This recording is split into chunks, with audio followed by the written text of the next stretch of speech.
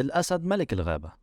تقريبا دي أشهر معلومة كلنا عارفينها عن الحيوانات من وإحنا صغيرين، وده رغم إن في حيوانات أضخم منه زي الدببة والنمور أو عندها أنياب أقوى زي التماسيح، لكن ليه الأسد هو ملك الغابة؟ وهل فعلا يستحق اللقب ده؟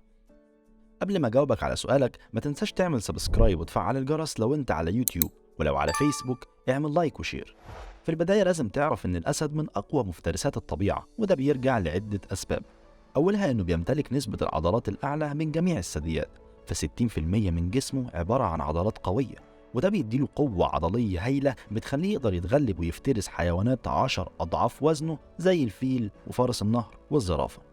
كمان الأسد عنده أسلحة فتاكة بيستخدمها في مواجهة أي حيوان، فأنياب الأسد قوية جدا وعضته مميتة وبتخترق الجلد بسهولة حتى لو كانت حيوانات جلدها سميك زي فرس النهر.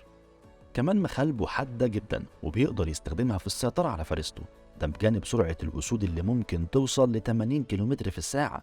كمان الأسد عنده قدرات فائقة تانية بتميزه زي الرؤية الليلية، والأسد بيستغل الميزة دي أفضل استغلال، وأكتر من 80% من عمليات الصيد بتاعته بتكون بالليل، وبيقدر يستفيد بالميزة دي قدام الفرائس اللي رؤيتها الليلية ضعيفة، ده بجانب شوية صفات تانية زي المرونة واللياقة وحاسة الشم القوية وقدرته الرهيبة على التمويه. كل الصفات دي خلت من الأسد كائن مفترس وفتاك. انت هنا هتسألني وتقولي انت برضو لسه ما جاوبتش على السؤال الأساسي، ليه اختاروا الأسد كملك للغابة؟ والإجابة لأن الأسد اجتمعت فيه عوامل كتير مع بعض ما اجتمعتش لحيوان تاني غيره في الطبيعة، فحتى لو هو مش أضخم ولا أسرع مفترس فالعوامل دي بتخليه أقوى مفترس، وده اللي خلاه يتفوق على كل مفترسات الطبيعة القوية بما فيهم الدببة، اللي على الرغم من كونها أضخم المفترسات لكنها بتفتقد لعوامل زي السرعة والمرونة، وجسمها أغلبه دهون، باستثناء حيوان واحد بس يقدر ينافس الأسد، ألا وهو النمر. فيا ترى ايه سبب أفضلية الأسد رغم إن النمر حجمه أكبر نسبيا؟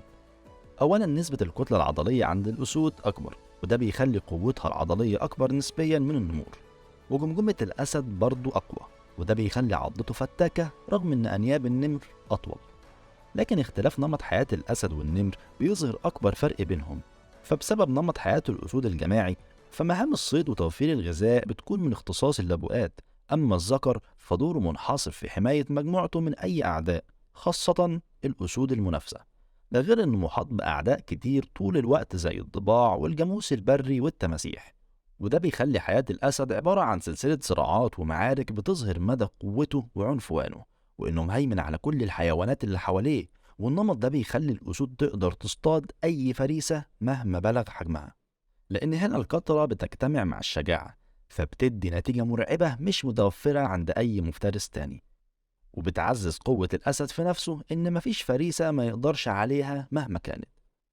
على النقيض بقى هتلاقي النمر بيعيش نمط حياة انعزالية وهادية، فبيوفر دايما طاقته للصيد وبيتجنب في الأغلب أي مواجهة ممكن تسبب له أي أضرار، وما بيخدش الاختبارات القوية اللي بيواجهها الأسد إلا بشكل قليل، ومفيش أي أعداء في بيئته بيهددوه، وبيختار في الغالب الفرائس اللي حجمها متوسط زي الغزلان والخنزير البري، ده غير إن مكان معيشة النمور في الأدغال بيخلي نمط حياته أقرب للتخفي والانقضاض المفاجئ على الفريسة، على عكس الأسود اللي بتعيش في السهول المفتوحة فبيخليها مصممة أكتر للمطاردة وأكتر قدرة على التحمل والمواجهة.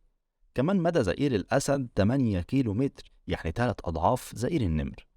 كل دي عوامل خلت الأسد هو أقوى حيوان في الطبيعة ويستحق لقب ملك الغابة، ويمكن لبدته المميزة حوالين راسه تعتبر بمثابة التاج اللي بيتوجه كملك للحيوانات.